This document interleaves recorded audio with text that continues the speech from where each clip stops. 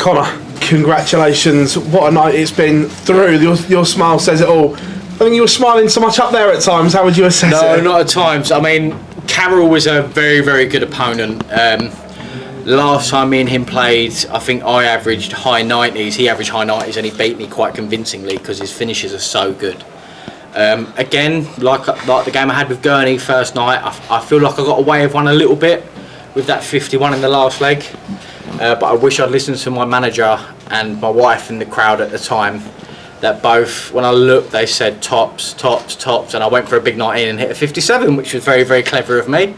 But after that, it went. I didn't think I was going to get another shot. I thought that was going to be deciding leg like I was against Gurney, and I was going to have to build myself up. But that was the most emotion I've shown on stage, I think, ever. It wasn't so much like that picture up there, but excitement, happiness is what I normally show up there. But that was more grit, determination. I was large in it, which I don't normally do. It's not normally a bit of me, that, but just winning that game meant a lot to me, and I knew every leg, every double, that really, really counted for me for the rest of this season. I mean, I missed out the Players' Championship final, so this is massive for me, this tournament, because I'm not in the other major. So it's hard work for me. It's really, really hard work, and I'm glad to get through the group. Really, really glad. When you hit the 57, what goes through your mind at that point, knowing what's on the line, as you just said there? Oh no. Just an oh no. I threw quite hard, quite aggressively a lot of the game. Quite a lot of my darts went high because I threw quite hard and quite aggressively. And I think that was another story with the 57 when I hit that on the 51.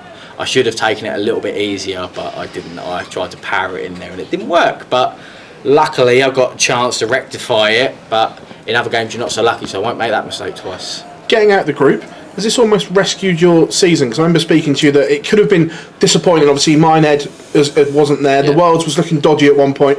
Now you're safely at Ali Pali. You're at the group stage. You've almost covered the money that you've lost. Very nearly, but obviously a lot of the people in my position in the on the Pro Tour, their goal every year is to make Ali Pali and make the Players' Championship final. So I've failed in one of them. I'm glad I played well to get through the qualifier, but I should have been in the Players' Championship finals, and obviously I've been in the Worlds, but that's one of those where that's my mistake. I've missed a few decent chances towards the back end of the year that I should have had, and I think that was where I had so many hard games at the start of the year. I was expecting every game to be hard, but when you take a step back and have a proper look at it, it's great getting through this. It's done my, like you said, it's done my season the world of favours. So I'm not going to be losing my tour go for a little while yet. Not a Challenge Tour player again just yet. Congratulations, mate. Thank you very much. Congratulations, Connor. You mentioned there about the emotion you showed up there and how you used your grit and determination to get through that. How important is it for you that you can prove in a situation like that where it goes so horribly wrong, you can compose yourself and recover and win? It's very, very important. I mean, I'm a big believer in if you're a bit nervous, if you show aggression, it's very, very hard to be aggressive and nervous at the same time. So if I'm nervous, a lot of the time I'll show aggression to try and counteract those nerves. So it's very, very hard when you're full of adrenaline. You're going to be one or two things. You're either going to be ready for the fight or you're going to run away. It's fight or flight mode. But if you're up for the fight and you're a bit aggressive and stuff, 9 times out of 10 the nerves aren't going to affect you as much. But I think that 57 for me when I had 51 left was too much adrenaline taken the wrong way. I should have used my brain a little bit more, like I do for an awful lot of other checkouts. Like to leave myself something decent, I normally am a very good counter. But I should have counted a little bit better there. But I'm very, very happy to hit the 11 then tops to get through that. That's for sure. So what's brought about that mindset then? Where's that come from? Because you said a lot of this year you feel like you've been quite unlucky. Has that change in mindset? Is that going to help you going forward and you can get through that and not have to rely on any bad luck? I've called it a lot this year Scutt luck. I haven't had the best of luck all year. I mean, we've seen a few games. I had 9 180s playing Josh Rock this year, and I still lost 6-4. I think I averaged over 100. I played Denny Older-Coulter, averaged over 100. He averaged 106. It's the best game he's played all year. I've had a lot of those games this year, and I've had a lot of difficult draws. But hopefully next year it will all go my way with a bit of luck. I need to get seeded so the draws are easier, basically. You also had a nice little moment at the end there with Carroll. What exactly did he say to you? Carroll was a very, very nice guy on tour. It was more, I said, sorry for coming across aggressive in the game. So I see at one point, I think I was snatching my darts out of the board and he stopped and gave himself an extra minute. So I had an extra thought and okay, I don't want to put Carroll off. That's the last thing I'll do because he's such a nice person. So after the game, I said, "You're a really, really nice guy," and he had all the nice words in the world to say to me at the end there, which was, it's good for me, and he's a lovely, lovely guy. He's a very, very nice fella. Thank you, congratulations. Thank you very much. Well done, Connor, on reaching the last 16. When you get drawn in a group with the world champion Luke Littler, does it almost feel like you're playing for one spot? No, not at all. Because it's a shorter format than a lot of the other things we play this year. I mean, it's only one extra leg compared to best of 11 for the winner. But it's one of those. I mean, Luke's lost games this year to Dylan Slevin and things like that. Like over that sort of short format, it's a very difficult game to win. Whether you're capable of doing what Luke can do, or you're capable of doing what the number 110 in the world can do. It's the depth and breadth of the Pro Tour now is better than it ever has been. There's a lot more players in that Pro Tour that are capable of averaging 100. So if you're not on your game, you could lose, like the sort of luck I've had this year. But it's more than possible that Luke can lose those short format games. Like me and him are fairly similar in a sense where we both enjoy a longer format, so we can get our teeth into the game and sort of let our quality come out. And there's less nerves. Over that long format game, you can relax a little bit more, get used to the throw on stage and things like that. Like it's a lot easier over a longer format than what it is a shorter format. You mentioned that long format there. Despite not having the greatest year in terms of results, do you fancy your chances getting through a best of 19? Yeah, I mean, the first ever best of 19 I played was against Darryl Gurney at the Players' Championship Finals last year, and I won 10-3 against someone that has won that tournament before and has won another major tournament before.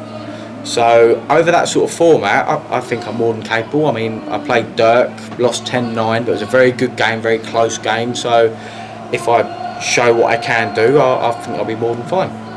You said that's the most emotion that you've ever shown on stage. Is that something that we can expect a little bit more going forward? I hope not.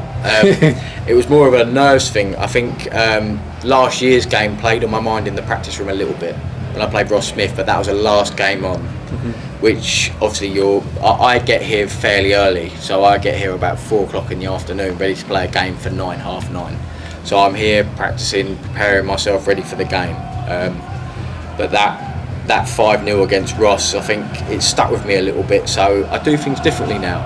So rather than standing up there the whole 5-6 hours, I sit down, I take a break, I chat with my wife, I chat with my manager, and I practice with Gary Anderson, funny enough, which helped me a lot today, I think.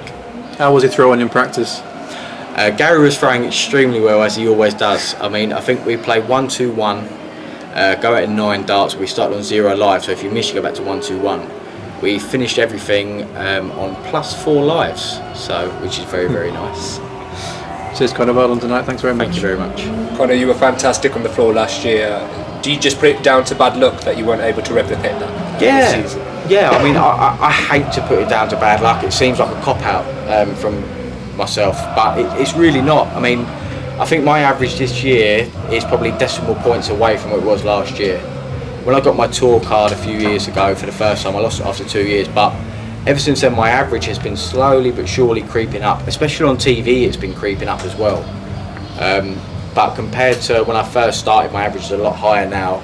It's not like I'm in a bad bit of form, it's more so results haven't gone my way for a lot of it, and then a little bit of a confidence issue halfway through the season, but I rectified that on the rest of the season, but just hasn't gone my way. But I'm looking forward to next year. How did that affect you mentally, not making the players, especially after reaching the quarterfinals last year? Not so much after I qualified for this. It would have affected me a lot more. Like, I knew those last 2 Pro Tours and that Grand Slam qualifier was going to be massive for the rest of my season. I feel like I was quite fortunate to get past Bradley Brooks. He averaged over 100, I only averaged 97. It was a good quality game to get into the World Championships in the very last spot, which was great. But then I sort of carried that on the next day, and I felt really good going into the Grand Slam qualifier. So I've tried to hold on to what I'd done that day. I've tried to sort of nail down what I did that day to continue on for the rest of the season. Like for darts, like when you miss by millimetres, you miss by miles. It's a very strange game. So being able to not hit a 60 and score a ton, there's a difference between winning and losing sometimes. So trying to hold on to a feeling that you had on a certain day can make miles when it comes to rankings. It really can. And what is your ceiling? Do you think you can break into the top 32? I think I'm more than capable of doing that. I mean, if you look to last year, I mean, over a best of 7 game, which is only 2 legs more than a best of 11 you play on the Pro Tour, I averaged over 120, and I missed 4 darts at double and didn't hit a single 180 in a game. So to have that 120 average in a competitive match that's live streamed and on another broadcasting network is great for myself. I know my ceiling is there. It's more so just making sure all the stars align and it comes out more often. Cheers, thank you. Thank you.